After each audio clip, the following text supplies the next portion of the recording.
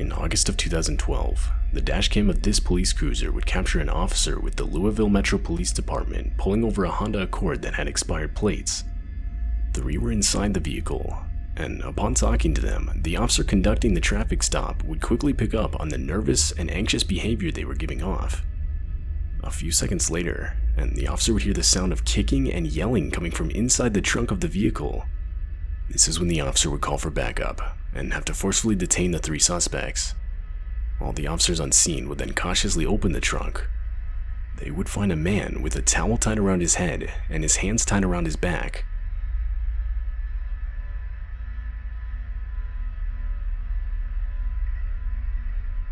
The man inside the trunk turned out to be the owner of the vehicle.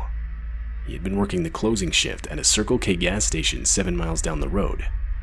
Once he closed up the store and started walking to his car, he would be attacked. The 3 suspects would then steal the man's car, but rather than leave him behind, they would tie him up and stuff him in the trunk of his own car before fleeing with it. Following the incident, the 3 responsible would be arrested. They were later identified as 27-year-old Trent Bly, 27-year-old Joseph Davis, and 28-year-old Brittany Elder. What they had planned to do with the victim is still unknown. Had the plates on the car not been expired, the traffic stop likely would not have even happened, and the victim would have been at the complete mercy of these people and their intentions. Other than being roughed up and moderately dehydrated from the heat of the trunk, the victim would make it out unharmed.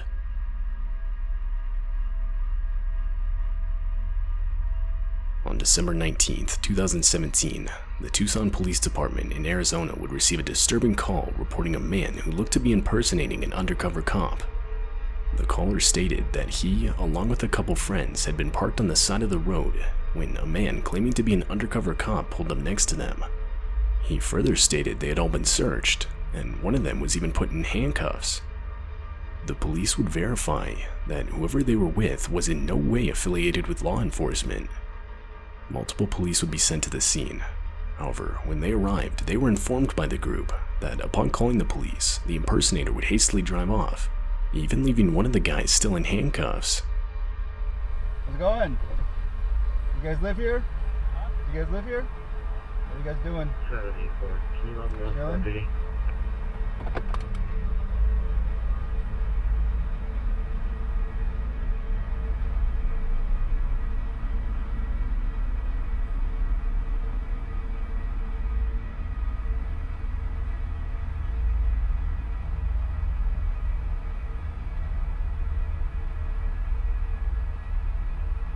Days later, detectives were able to track down the identity of the impersonator, and he would quickly be arrested.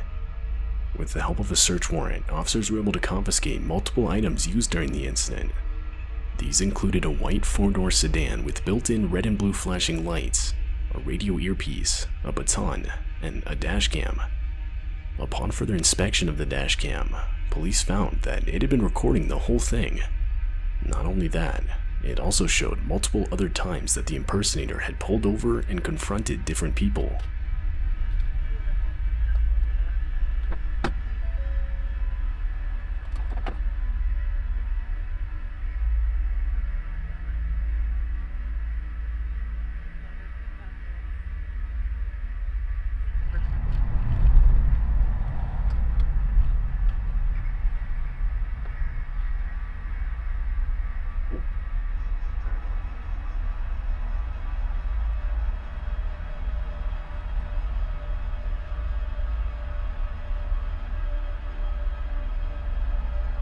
The man's motives for doing this aren't exactly clear, but the fact that he was willing to even go as far as putting people in handcuffs doesn't make them look good. One can only imagine what his true intentions were. Ultimately, he would receive charges of impersonating a law enforcement officer and kidnapping.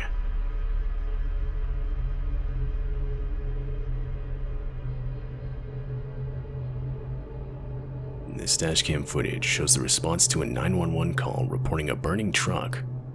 The call was made in the late hours of February 11, 2017 in Glen Heights, Texas.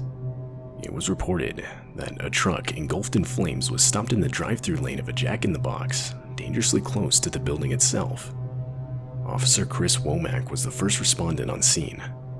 When he arrived, it was clear that the truck was to the point where it could explode at any time. So, thinking quick, the officer bravely used his own patrol vehicle to push the truck to where it was a safe distance from the restaurant building.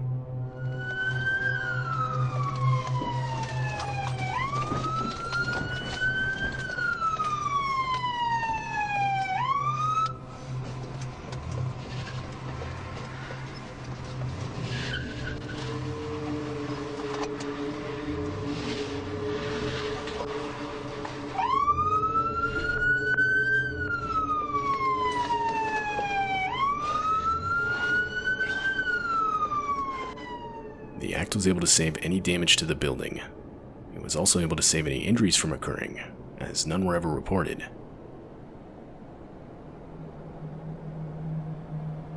Richard Lee McNair was a man born in 1958 in Oklahoma. When he was just 28, he was given 2 life sentences for murder and attempted murder during a burglary gone wrong. However, McNair is more well known for his escapes during his time in prison. McNair successfully escaped law enforcement a total of 3 different times. His first escape didn't last that long, only able to stay on the outside for a matter of minutes. And the second escape was a little different. 9 months out of prison as a fugitive on the run. Then, on April 5, 2006, McNair would make his 3rd and final attempt at escaping. It was successful, but seemingly not for long. As he was running on the side of the road, a police officer would notice him, and because police were informed of an escapee at the time, the officer would stop him. Temple. You live around here, buddy? No. Where you live at? Down the road by Pineville. Pineville? Uh-huh. Okay. Do you have any form of identification on you? No, man. Alright. What is, we got an escapee. Oh. Where from? Prison. There's a prison here? Yeah. The whole event was caught on the police officer's dash cam, and it shows as McNair desperately fabricates information in an attempt to convince the officer he's not the escaped prisoner. What's your address? I don't have an address. I'm at the hotel. We're working on houses and stuff like that, the roofing. Roofing? Yep. Okay. For my brother. Alright. Where are you staying at? That Titusville or Titus Inn? Titus Inn? Little old. Where's that at? I don't even know the address. We just got into town about a week ago, and he dropped me off to jog. I always jog about 12 miles a day. Where'd he drop you off at? Up there on that road by, there's some construction going on up there, some houses. And he dropped me off. Who do y'all work for? It's his, I know, what's the name of the company? Phil's Roofing. Okay. Phil's Roofing. Did you go through a briar patch or something? Well, yeah, roofing. I always roof in shorts and cut my scratching up on, the roofing. That's why your knees are all cut up? McNair's ability to quickly come up with fake information proves extremely helpful in convincing the officer he had nothing to do with the escape. However, he would make a couple mistakes. Near the beginning of their conversation, the officer asks for McNair's name. He does this once again near the end of their conversation. What's your name? Robert Jones. Robert Jones? Uh-huh. What's your name again? Jimmy Jones. McNair gives 2 different fake names, though the officer doesn't catch this, and in the end actually lets McNair go thinking he's just a jogger. When I crossed the tracks down there, I saw you running. I said, well, how lucky can I be? No. I'm not no prison escapee. I'm sorry to have to hold you up, but... Hey, no, I'm just doing my job, man. I know you are. But, yeah, just be careful. You'll probably get stopped again, okay? Don't be alarmed by it. All right. That's our quick line there. Have a good day now. Be careful, buddy. Thank you. All right. This crucial mistake would allow Richard McNair to remain free for a full 1.5 years after this encounter. Once he was finally discovered again by law enforcement, he would be sent to a Supermax prison in Florence, Colorado, the most secure prison in all of the United States. Another attempt to escape was never made by Richard Lee McNair.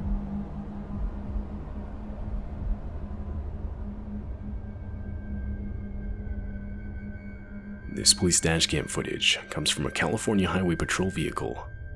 The 2 officers inside were responding to a reported structure fire when a large mudslide is quickly revealed on the road. But once it's noticed, it's too late. There wasn't enough time for the driver to react, therefore the patrol vehicle is sent directly into it. All four wheels are quickly elevated off the ground, spinning the vehicle around and forcing it with the current of the mudslide.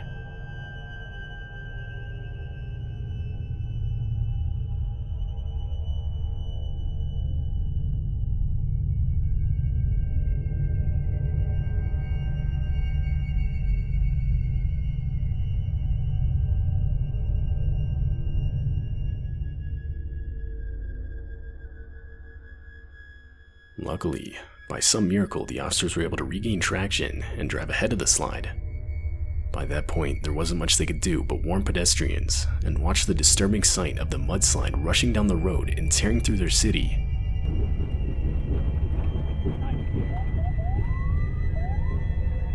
Get out of here! Get out of here! Get out of here! Go! Go!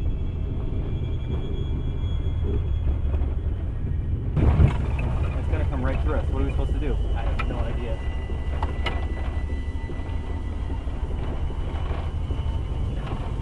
Ventura 29201, there is a very active mudslide coming down Olive Mill towards the 101 right now. It overtook our vehicle as we were heading north on Olive Mill. We were able to barely escape and we're down by the freeway now. But it's there's a lot of debris and a lot of flow coming down. It should be on the near the freeway very shortly.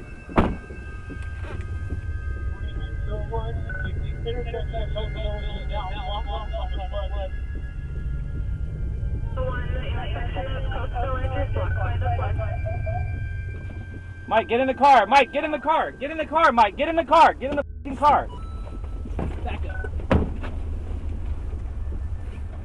Get the PA on. In the early morning hours of July 27th, 2018, police in Wyoming received multiple calls reporting a reckless wrong-way driver on the highway. Officers Rob Meredith and Chris DeBoer were the first on scene. In order to stop the driver, the officers were forced to use their own police cruiser as a makeshift barricade, which was all caught on their dash cam. Good. Take as many lanes as you can. Watch yourself, watch yourself. We are going to set up like this. He's coming right at us right now. Alright, we got him coming at us, dispatch. As the two set up, the headlights of the wrong-way driver can be seen quickly approaching. Disturbingly, they're showing no signs of slowing down, or even diverting their vehicle's path to avoid a head-on collision. Watch yourself.